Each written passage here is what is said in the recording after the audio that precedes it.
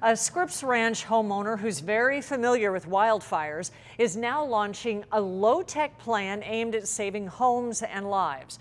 As 10 News reporter Michael Chen found out, that homeowner says a twist on the volunteer fire department could make a big difference. The images from the Woolsey and Camp wildfires.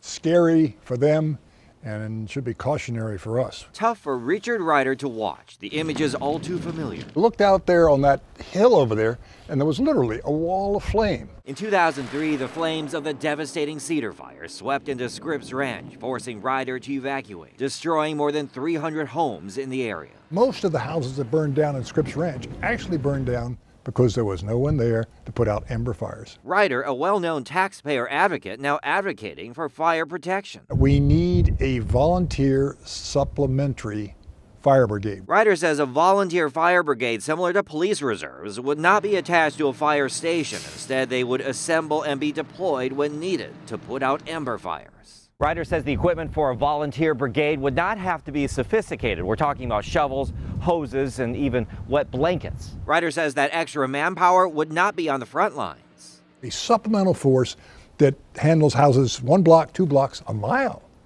away from where the actual fire is occurring. Ryder points to the Cedar Fire as an example. One of his friends stayed behind and put out ember fires. He went up and down the neighborhood, and he figures he saved 7 houses. Ryder says imagine the good a large group of volunteers could do with a bit of training. In Scripps Ranch, we lost 330 houses. I figured that 250 could have been saved. One fire expert told us safety could be a concern with a volunteer crew. Ryder says fire officials could lead the group and deploy them safely as another weapon in the firefight.